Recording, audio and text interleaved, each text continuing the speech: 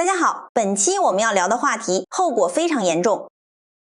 很多人还没意识到，真正的顶级富豪正在集体玩一种财富消失术。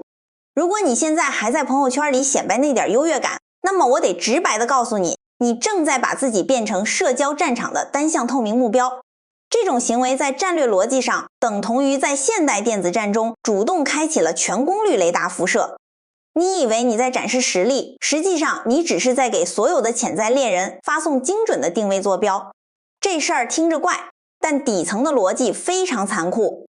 我们要看明白一个技术细节，为什么即便资产规模已经达到了碾压级别，那些真正的操盘手依然会选择在物理层面和社交层面进行彻底的解耦。这不叫低调，这叫生存体系的防御性闭环。如果你还没学会这件事儿，那么你在这个资源存量博弈的时代，注定会被吃得干干净净。这套逻辑没人会公开教你。我们要聊的真相是关于如何在这个充满恶意探测的环境里，通过装穷实现降维打击。你仔细观察周遭的生态系统，就会发现一个非常诡异的二元对立现象。普通人发社交媒体逻辑是极其线性且低端的，他们拼命展示昂贵的餐厅、名牌包，或者是某个网红景点的打卡照，嘴里喊着钱存不下来，行为却在拼命模拟富有的假象。这在博弈论里叫做过度补偿，他们是为了他人的眼光而活。而真正的资源掌控者完全不同，他们的社交界面是静默的，甚至是带有误导性的。他们会说最近景气度不行，我在省着花，看起来普普通通，甚至有点寒酸。实际上他们的生活防御等级稳如泰山。这种差异本质上是守护者与展示者之间的战略代差。有钱人太清楚了，财富一旦变得可见，那根敏感的利益引信就被触发了。财富被看见，最隐性的耗损就会随之而来。这是一种全方位的、不可逆的降维打击。我们来复盘一个最经典的资源泄露场景。假设你买了一辆100万级的豪车，你觉得这是成功的勋章，于是发了一段朋友圈，点赞很多，你的多巴胺瞬间爆表。但你不知道的是，在那一刻，你的社交雷达截面积已经大到了无法掩护的地步。2个月后，怪事就开始密集发生了。那些消失了10年的远房亲戚，早就断了联系的大学同学，甚至只有一面之交的所谓朋友，全都像闻到了血腥味的鲨鱼一样冒出来了。他们的开口方式千篇一律，但方向只有一个，那就是请求你进行资源二次分配，也就是借钱。他们的理由五花八门，周转不灵。家里出事，或者有个万无一失的项目，你如果借了，这笔钱大概率就进入了黑洞，你们的关系也会因为债权关系而彻底畸变。你如果不借，对方的逻辑立刻就会转变为道德绑架。他们会说，你那么有钱，借点怎么了？一句话，你多年经营的社交信用就彻底崩盘了。只要你看起来像个有钱人，这种索取就是永恒的，是体系化的。你以为那是温情脉脉的朋友圈，其实那只是盯上你存量资源的猎场。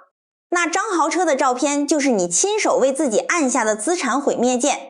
我们再看另一类战略家，他们的资产规模可能更高，但他们的嘴里永远只有那几句定型稿。最近生意难做，我也在裁员，钱都套住了。你以为这是客套，其实这是一道极其高效的参数过滤器，它能自动过滤掉所有居心叵测的算法盘算。一旦钱变得可见，你周围的电磁环境就彻底变了。这不是因为人心本恶，这是人类对稀缺资源的本能生理反应。看到拥有更多资源的目标，人类的大脑会自动进行模拟演算，我能不能从中分一杯羹？你一旦被贴上有钱人的标签，你就永远处于被动防守的位置。你不仅要面对借钱的压力，你生活中的所有社会支出标准都会被动调高。参加婚礼，你的红包标准必须是最高的。家族聚餐，所有人的眼神都会在买单时有意无意地飘向你。这不是因为你做错了什么，而是因为你被放进了一个特定的供养者剧本里。所有人都在按照那个剥削者的逻辑行动，你根本没法拒绝。拒绝的代价是被贴上现实和吝啬的标签，不拒绝的代价是你的资产在不情愿的消耗中持续流失。你花掉的每一分钱都不是为了自己的消费意愿，而是为了填补别人的心理预期。这种陷阱没有物理边界，却每分每秒都在运作。反过来讲，如果你在视觉逻辑上看起来很普通，这个剥削剧本就不会被启动。没有期待就没有落差，也就没有社交摩擦，所有的资源决定权重新回到了你自己的手里。这种掌控感带来的自由比拥有再多的名牌包都要珍贵，陌生人社交中的风险则更加致命。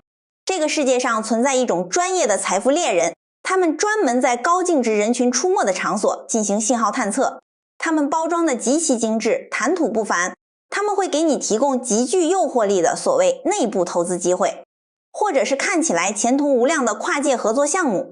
等你意识到这是一个精心设计的资产收割局时，你的损失已经无法挽回。真正聪明的人从逻辑源头就不让自己成为探测器的目标，不显露就不会被标定。这是成本最低、效率最高的生存策略。当你看起来很有钱，一种无形的结构性框架就会套在你的脖子上，你会不自觉地活在别人的设定里，买该买的车，住该住的房，甚至说该说的话。你的每一个决策都要先经过一道虚伪的人设审查，这种无形的框架杀死了你作为自然人的真正自由。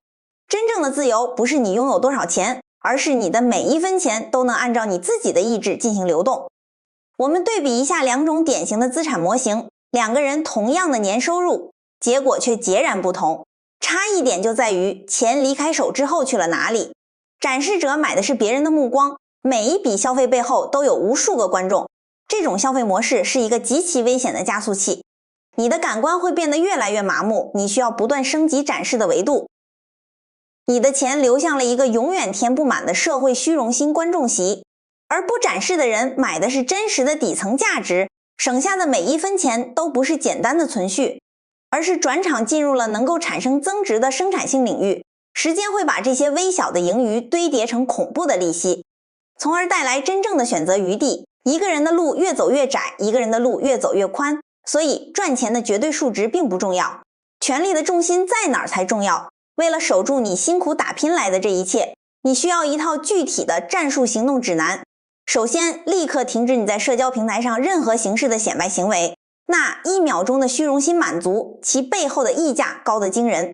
你的个人价值不需要通过别人的点赞来获取确认。其次，你要练习用语言体系保护自己，在非必要的所有场合，学会熟练地使用最近压力很大这种防御性口吻。这不是欺骗，这是一种成熟的生存智慧。在每一笔非生产性消费之前，请多停顿3秒钟，问问自己，这笔钱到底是在为谁花？如果只是为了维持那个脆弱的面子，那就请你立刻收手，让多出来的现金流流向那些随时间增长的资产项，不要让它成为你下一次炫耀的沉没成本。你需要重新审视你社交圈里的每一个人，看看谁是在你处于所谓低谷时依然存在的。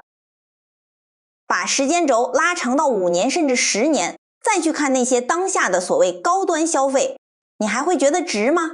你应该把资源投向你的内心，投向那些能让你真正成长的技术和思维。这些东西别人抢不走，也探测不到。你的内心越稳，外界的评价就越难动摇你的战略定力。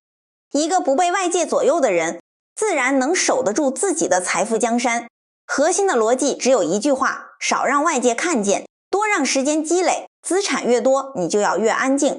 想展示是人类的本能，但那是最昂贵的负资产选择，它会耗尽你的关系，透支你的精力，最终让你看起来什么都有，内心却像一个漏风的木桶。真正能走得远的人，选择的是扎根，不是为了让更多人看见，而是为了让自己看得更清楚。装穷不是匮乏，更不是懦弱，那是已经拥有了足够资源的人，在看清了世界的残酷真相后，做出的最清醒、最理性的战略选择。选择权现在就在你的手里，你是要今天的一瞬间闪耀，还是要往后余生的一大片宁静？这个答案直接决定了你人生的最终结局。守住你的钱，守住你的心，你才能守住真正的自由。在这个体系崩坏的时代，这才是唯一的活法。以上，愿你能在这个喧嚣的逻辑陷阱里，找到属于你自己的那份静默力量，不要让别人定义的成功毁掉你真实的人生。这事儿真的非常重要。